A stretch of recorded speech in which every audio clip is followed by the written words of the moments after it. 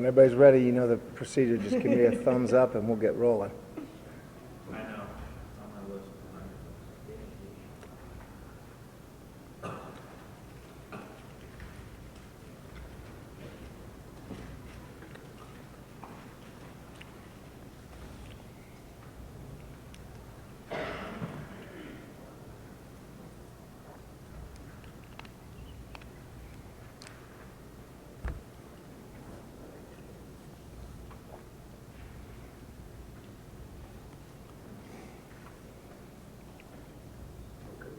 Good?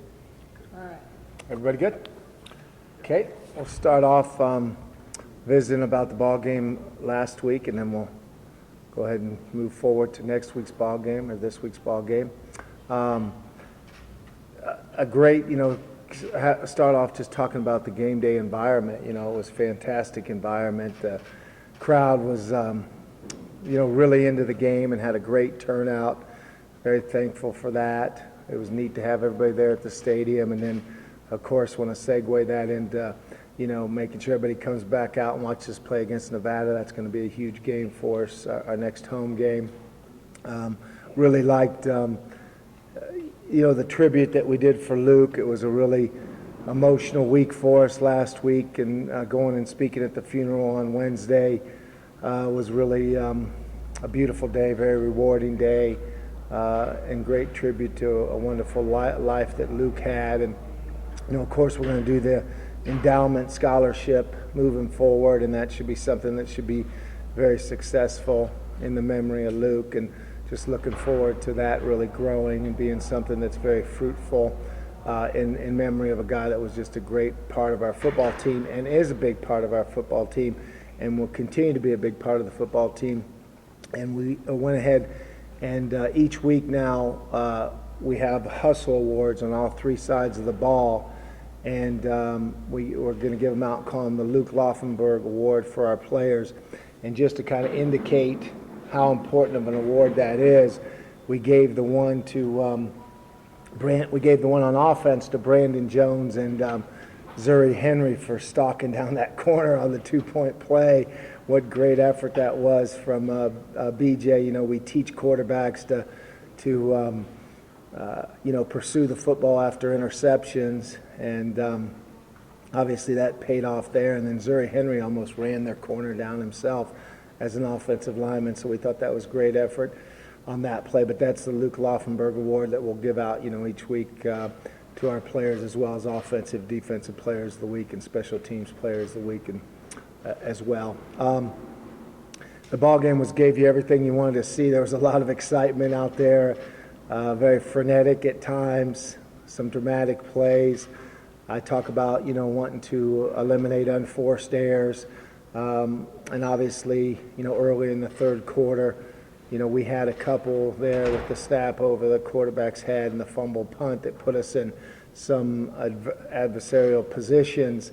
But the big thing is any coach would want to have happen is for your team to experience adversity and still win a football game. And so I was really happy about that part of it. Obviously it's a first game, and I didn't think it was a real, I saw a lot of first games this year where there was a lot of undisciplined play. I thought we had some penalties that were ones that definitely could be avoided and stopped our first drive. I don't know how much, it was just a kind of a, helmet to the face mask, but it ended up being a big penalty for us because it kept us from scoring a touchdown on the first drive, and then we had one later on the next drive that led to a punt. So we only punted twice, and so one of them was caused by a penalty.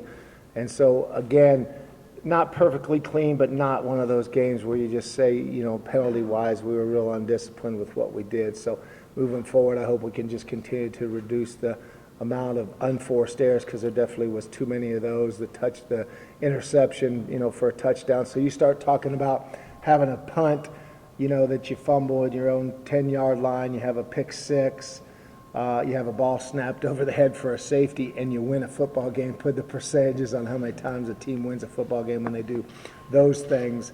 I think that's a tribute to our guys taking a step in the right direction and just finding a way to win a game. And there was, again, a lot of positives, really happy.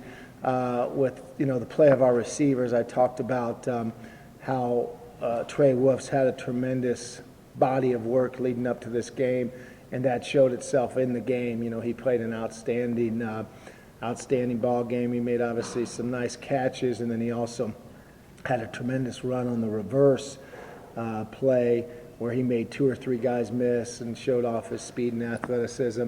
I thought Alan Boosie made some tough catches, which we talked about. I had talked about what kind of camp he had, and he showed up doing exact same things he'd done all camp, which is making the difficult catches. We got to see Devon Cooper's speed as he ran by somebody on the boundary and made that shoestring catch there late in the half, which was a big, critical play for us as well. And then we also got to see Jacob Cowling just flat running by people, which he did multiple times in the game. We didn't always get him the football in those situations, but him and Trey were open multiple times down the field where they just separated themselves from the receiver because of their ability to get open and their speed. So that's really encouraging for us moving forward. I like the balance of what we did offensively, with the yardage that we had in the run game and the pass game combined. 268 and 240, I believe, were the numbers, and so that was a good balance and good production. Tysh and I talked about it on the post-game radio. He had mentioned how eight different receivers caught the football for us, and I'd always said that when we are working as a type of passing offense that we want to be, those numbers should be up between 7 and 9 different receivers catching the ball during a game, and that showed up for us in the ball game as well. So we spread the ball around pretty well amongst all of our receivers and backs during that ball game. Defensively, again, I was really pleased with the way we played in the red zone. We held them out of the end zone, and they missed a field goal. And then after the punt, when the game was, adversity had really set in, our defense did a good job of keeping them out of the end zone and keeping it to an 8-point deficit at that period of time during the game. So I was pleased with our red zone. We had trouble handling the tempo, which I talked about would be a concern. It's funny, the game kind of played itself out. Like I visited earlier about how our receivers had been practicing, and then they played like that, and then I said the tempo was going to be an issue for us because you just can't emulate that in practice. And so it did show up, and it was an issue for us, and it's something that obviously we needed that work, and so we got it. So it was a good workout for us and a good way to adjust to it, and will help us moving forward definitely. I felt like we tackled pretty well. I didn't think our tackling was poor at all by any means in the first game. And, obviously they created some big plays on us by just throwing the ball up for grabs, not for grabs, but throwing the ball deep. But they made some really nice football plays. You have to give their I talked to their coach before the game. He's like, I really feel good about our quarterback. I think he's a very good player, and he is a good player, and their receivers did a nice job. Those plays were executed very, very well. I mean, those plays were executed as well as you're going to see from anybody in college football, and our guys were in position to make the plays, but they made some really well-executed plays. We'll work on that this week. That's a point of emphasis for us now with our DBs to work on playing the deep balls and defending those 50-50 balls and trying to improve on our effort and performance on that part of the ball game. Run game-wise, I think we at times really stuffed the run, and other times we gave up some yards, so it was a little bit inconsistent in our run defense.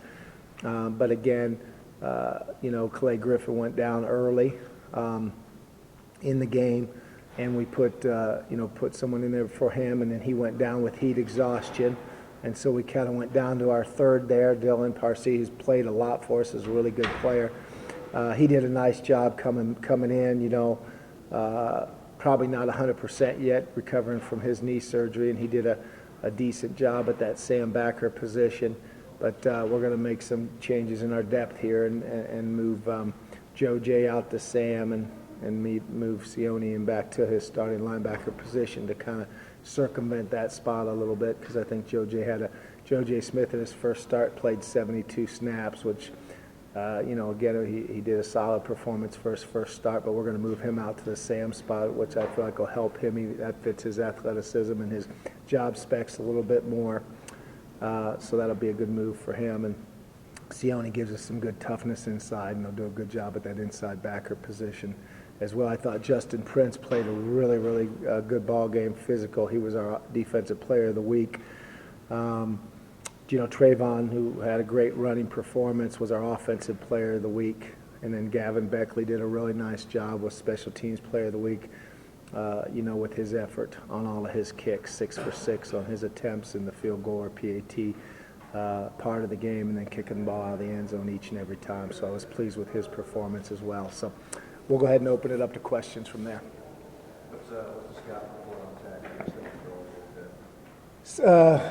Tech, they only ran 95 plays last game, so they didn't get to work much of their offense last week. It's as fast as we've gone up against. They're averaging every 18 seconds they run a play, so they're snapping the ball, and their offensive linemen are sprinting up to the line of scrimmage, and then they're running the next play. And it's like I said, it's as fast as I've seen. It's very indicative of the Baylor offenses. That's who they remind me of right now with what they're doing, that we faced quite a bit, at Kansas State. And so we've seen this style of offense. We've seen this tempo, been around it for a while. And it's going to be, it's a really difficult challenge. They had 691 yards, I think, against Montana State, and 436 of it passing, I think, and 255 rushing, I think, or something close. That might be exactly it, but it's somewhere in that vicinity with their numbers. We're good on third down, and just moved the ball well, created some big plays in the pass game, created some big plays in the run game. Their quarterback, Bowman, does a really nice job with what he does in running the offense. They have some talented receivers.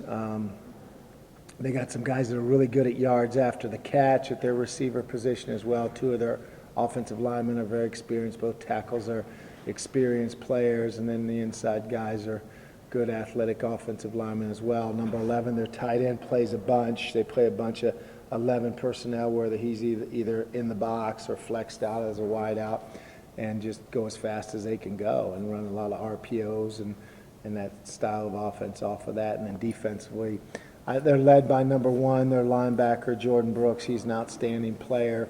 Their 2 defensive ends are both really good players as well. And their other linebacker, number 6, is a very good player that's played quite a bit for them as well, too. So they got some good experience on defense. They had good numbers. Again, against Montana State, held them to under 300 yards of offense. And so it's going to be a huge challenge for us. It's going to be a fun challenge to go to, play in Lubbock, which is always a good environment to play in. Always has been a tough place to play. They've always played well at home and been a good home football team. And our guys worked on all those things today. We had a good workout this morning on working all the tempo. We had trimmed 25% off of our team pace today by working at a high pace, both offensively and defensively, to prepare for this ball game. And so really an efficient practice this morning with what we did, and just getting ready to go to Lubbock and play a team that obviously had a really good first ball game, and see if we can go out there and make some plays against them.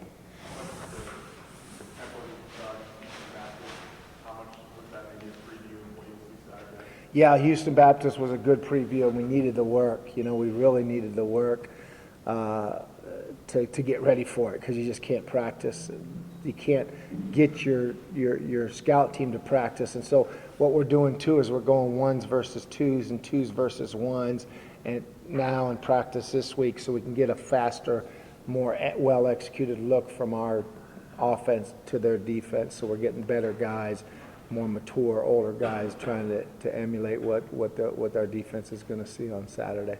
Without going into, I'm sure, X's and O's, how do you combat that when an offense is going at a high pace like that? What are some things that a defense can do to combat that? Andy, it's a whole different philosophy that people use, and so basically what they're trying to do is neutralize what the looks that they're going to get by going extremely fast, and so it does put stress on your defense, and your defense has to, the best ways to combat it is be very assignment sound, have great eye control, and tackle well in space. Those are the three concepts that have to, show up in a ball game like that. And then you have to obviously be good on third down, and get them off the field, and then also be good in the red zone. You got to, where the field starts to get restricted, and again, they're trying to make you defend the whole field, and so when the field gets restricted now, it helps to defend that style of offense in that type of a environment where you get down in the red zone. So we got to be really good when we get down, if and when they get down there, and then we also got to be good at making sure we don't lose our eye control and give up big plays on verticals. Coach Justin Rogers, after the game, talked about the team's determination to get better after that first game. Is that kind of the environment and atmosphere in the locker room right now? Sure, and first games are first games. I visited with this, and I'm just going to, obviously we're not to where, we were at that time, but in 2012 we beat Missouri State 10-7, and then 9 weeks later we were number 1 in the country. And we beat them on a 66-yard touchdown drive on the last series of the game. We were down 7-3 the whole game, and obviously had a really good football team. So to me, it was a win, and that was the most positive part about it. And then the big thing, that no matter if we won 60-0 or lost 60-0, the big thing that's going to be important for our football team is, because there's a lot of games down the stretch here that we can win, is to continue to improve each and every Saturday. And that's just going to be, here we are, it's week 1, everybody in the country is just starting off, and they're seeing what their football team has, and now it's about how much better does your football team get throughout the season. Given the success that so many high-tempo, no-huddle offenses seem to have in college football, how come you don't see more of it? That's a great question. It's a great question. I don't want to be critical of anything anybody's doing. Everybody has their own philosophical reason for doing it. I talk to coaches that have been involved in that as head coaches, and some of them really like it, and some of them say, if we're going to run 95, then our defense is probably going to be out there 75 or 80. And how many times is a team that's run 90? How many high, really fast-paced offenses have won national championships? You know what I mean? When you think about that, so the trade-off is, it's great for you offensively, but defensively, you put a lot of stress on your defensive football team. Trayvon Hughes had a good 144 yards in the past game. Talk about your offensive line and how much they had, popping them holes for that kind of a yardage game. Yeah, Trayvon just did an outstanding job running, kept his feet moving, was very physical with what he did. But there were some really physical blocks on the line of scrimmage, some great combo blocks. We ran a lot of just power, just the true play power, which pulling the backside guard and doubling on the front side. And our offensive line created some really good movement on those blocks. And I liked their physicality with the way they played. And it was nice having them healthy and able to have, Gate and Greg Long and Ruben and all those guys that were out there, to have them out there healthy. Zuri, Bobby DeHaro, the 5, and then, of course, Darta Lee, Elijah Klein played quite a bit too. It was nice to be able to rotate some guys in there as well. But I was really happy with their play.